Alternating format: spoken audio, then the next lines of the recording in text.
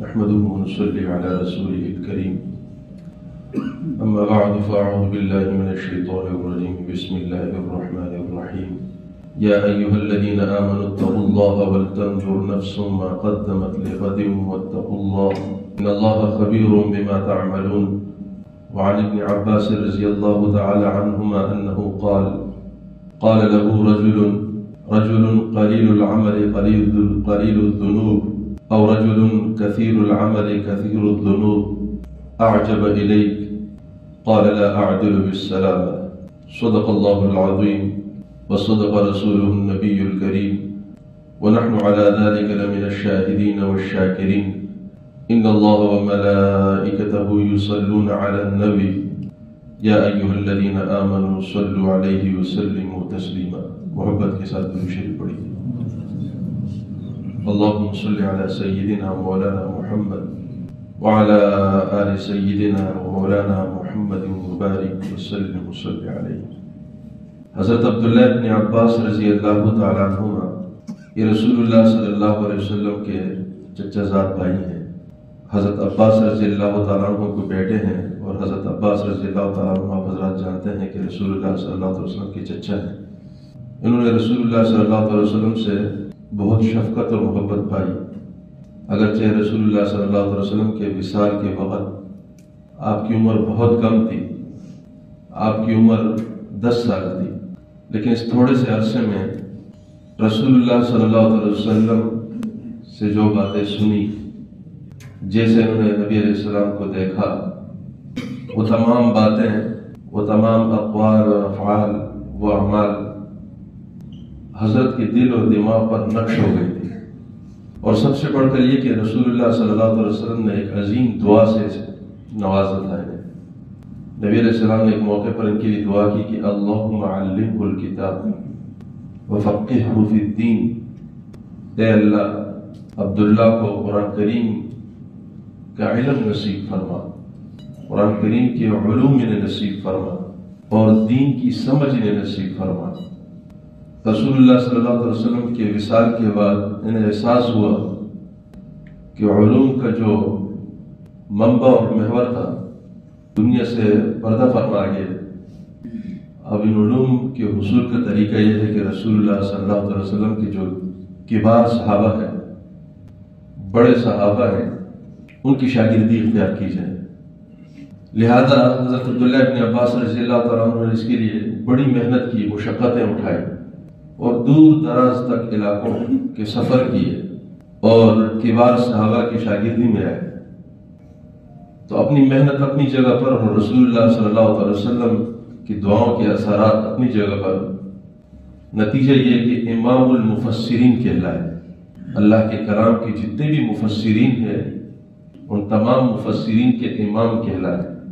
آج مفسرین کے باب میں سب سے مضبوط اور قابل اعتماد بات حضرت عبداللہ ابن عباس کی ہوا کرتی ہے. امام المفسرین کہلاتے ہیں. میں نے ان کے ایک قول آپ حضرات کے سامنے نقل کیا ہے. حضرت عبداللہ ابن عباس رضی اللہ تعالیٰ عنہ سے کسی شخص نے پوچھا رجل قلیل العمل قلیل الذنوب او رجل کثیر العمل کثیر الذنوب اعجب الیک، کہ ایک شخص ہے کہ اس کے اعمال نیک اعمال بہت کم ہیں لیکن اس کے جو گناہ ہے وہ بھی کم ہے. اور اس کے مقابلے میں ایک شخص ایسا ہے کہ اس کا اعمال نیکیوں سے بھرا ہوا ہے. تہجد کا وہ پابند ہے، اشراق چاش قوابین کا وہ پابند ہے، تلاوت ذکر اذکار تسبیحات کا وہ پابند ہے. لیکن مسئلہ یہ ہے کہ اس کے ساتھ ساتھ وہ گناہوں کا بھی ارتکاب کر رہا ہے، وہ گناہوں میں بھی ملوث ہے. آپ کے نزدیک بہتر شخص کون ہے؟ حضرت عبداللہ ابن عباس رضی اللہ تعالیٰ عنہ نے ارشاد فرمایا کہ لا اعدل بالسلامہ، ایک شخص گناہوں سے محفوظ ہو جائے. فرمایا یہ اتنا عظیم عمل ہے کہ اس عمل کے برابر میں کوئی چیز، کوئی دوسرا عمل نہیں سمجھتا. میرے عزیز دوستو، گناہوں سے حفاظت یہ خود بذات خود انتہائی بہت بڑا عمل ہے. ایک شخص کے نیک اعمال بہت کم ہیں، زیادہ سے زیادہ فرائض اور واجبات پر اکتفا کر رہا ہے، زیادہ سے زیادہ اوابین کبھی اس نے نہیں پڑھے، تہجد کبھی اس نے نہیں پڑھی، اشراق چاشت کا اہتمام کبھی اس نے نہیں کیا، نفلی عبادات ذکر اذکار کا کبھی اس نے اہتمام نہیں کیا۔ لیکن اگر یہ شخص گناہوں سے بچا ہوا ہے تو یہ شخص مبارک ہے، اور اس کے بارے میں امید کی جا سکتی ہے کہ اللہ تعالیٰ اسے دنیا میں بھی خیر کا معاملہ، کرم کا معاملہ فرمائیں گے اور آخرت میں بھی۔ لیکن اس کے مقابلے میں ایک ایسا شخص ہے کہ فرائض کا اہتمام تو کر ہی رہا ہے، ساتھ میں ماشاءاللہ وہ نوافل بھی نہیں چھوڑ رہا، تہجد کا اہتمام اس کا ہے، قرآن کریم کی تلاوت روزانہ 1 سپارہ 2 سپارہ یہ پڑھ رہا ہے، اوابین چاشت اشراق یہ پڑھ رہا ہے، صدقات اور خیرات یہ کر رہا ہے، عمرے اور حج یہ بندہ کر رہا ہے۔ لیکن مصیبت یہ ہے کہ یہ ساتھ ساتھ میں گناہوں میں بھی ملوث ہے، گناہوں سے بچنے کی فکر نہیں کر رہا۔ تو اس شخص کے بارے میں خطرہ ہے اور کوئی گارنٹی نہیں دی جا سکتی کہ یہ شخص بچ جائے گا۔ یہ اتنا خطرناک معاملہ ہے۔ آج کل ہمارے معاشرے میں مصیبت یہ ہے کہ جس کے دل میں دین پر چلنے کا داعیہ پیدا ہوتا ہے تو سب سے زیادہ فکر اسے اوراد اور وظائف کی ہو جاتی ہے کہ میں کیسے اپنے معمولات میں اضافہ کروں۔ کسی بزرگ کے خدمت میں جاتا ہے تو پہلا سوال ہی یہی ہوتا ہے کہ حضرت میں چاہتا ہوں کہ میں دین پر چلوں، اللہ تعالیٰ نے مجھے ہدایت دے دی ہے، میرے دل میں دین پر چلنے کا داعیہ پیدا ہو چکا ہے، اب آپ میرے ساتھ یہ تعاون کریں، میں کون سے ایسے اعمال کروں، کون سے اوراد اور وظائف کروں۔ اور کئی ہمارے حضرات ہیں، بزرگ ہیں، ان کی تدریس مقصود نہیں، وہ بھی ان کو اوراد اور وظائف پہ لگاتے ہیں۔ لیکن ہم نے اپنے اسلاف میں بہت سارے ایسے بزرگوں کا معمول دیکھا ہے، سنا ہے، اپنے اساتذہ سے سنا ہے کہ جب ان کی خدمت میں اپنی نفس کی اصلاح کے لیے، تزکیہ نفس کے لیے، دین پر چلنے کے لیے کوئی شخص حاضر ہوتا اور وہ یہ درخواست کرتا کہ مجھے اوراد اور وظائف پہ لگائے، کوئی مخصوص قسم کے مجھے اذکار دیے جائیں، تو حضرت کا جواب کیا ہوتا کہ کوئی عمل نہیں ہے، 5 نمازوں کا اہتمام کرو اور جتنے گناہ ہیں سب گناہوں کو پہلے چھوڑ کے آؤ۔ گناہ چاہے چھوٹے ہیں یا بڑے ہیں، ظاہری ہیں یا باطنی ہیں، سب سے پہلے ہر قسم کے گناہ کو چھوڑ کر آؤ، اس کے بعد پھر میں آپ کو بتاؤں کہ کیا وظیفہ کرنا ہے۔ قرآن کریم کا بھی یہی دعویٰ ہے، یہی اعلان ہے، یہی تقاضا ہے ہر مومن سے، وَذَرُوا ظَاهِرَ الْإِثْمِ وَبَاطِنَهُ، کہ اے بندے مومن جو ظاہری گناہ ہیں ان گناہوں کو بھی چھوڑ دو، اور جو تم میں باطنی گناہ ہے ان باطنی گناہوں کو بھی چھوڑ دو۔ یہ نہیں کہ دین پر چلنے کا داعیہ پیدا ہوا تب جو چند موٹے موٹے گناہ ہیں اس کو چھوڑ دیے، باقی گناہوں کی کوئی فکر نہیں۔ قرآن کہہ رہے ہیں ان الذین یکسبون الاثم سیجزون بما کانوا یقترفون، تم جو گناہ کر رہے ہو چاہے وہ چھوٹے گناہ ہیں یا بڑے گناہ ہیں، اللہ کہہ رہے ہیں میں ضرور اس کی سزا تمہیں دوں گا، سیجزون بما کانوا یقترفون، تمہیں بتایا جائے گا قیامت کے روز کہ تم کیا عمل کرتے رہے دنیا میں۔ وَذَرُوا ظَاهِرَ الْإِثْمِ وَبَاطِنَهُ، ظاہری گناہ بھی چھوڑ دو اور باطنی گناہ بھی چھوڑ دو۔ ان الذین یکسبون الاثم سیجزون بما کانوا یقترفون۔ اور علماء کرام بڑی زبردست مثال دیتے ہیں ان گناہوں کی زندگی کی اور گناہوں سے بچنے والی زندگی کی، کہ ایک شخص ہے وہ چاہتا ہے کہ اس کے جسم کو طاقت ملے، وہ ٹونک کا اہتمام کرتا ہے، وہ مقوی غذاؤں کا اہتمام کرتا ہے، تو علماء فرماتے ہیں کہ یہ جتنے بھی نیک اعمال ہیں، جتنے بھی نفلی عبادات ہیں، چاہے وہ نفلی نوافل ہو، صدقات ہو، خیرات ہو، ذکر اذکار ہو، تلاوت ہو، ان کی مثال ٹونک کی طرح ہے، مقوی غذاؤں کی طرح ہے۔ اور جو گناہ ہے گناہ چاہے چھوٹے ہیں یا بڑے گناہ ہیں، ان کی مثال زہر کی طرح ہے۔ تو وہ شخص جو چاہتا ہے کہ میرے وجود کو طاقت ملے، وہ ٹانک کا استعمال کر رہے، صبح اور شام مقوی غذائیں استعمال کر رہے، لیکن اس کے ساتھ ساتھ وہ زہر کے پیالے سے بھی ایک ایک چمچ لے رہے۔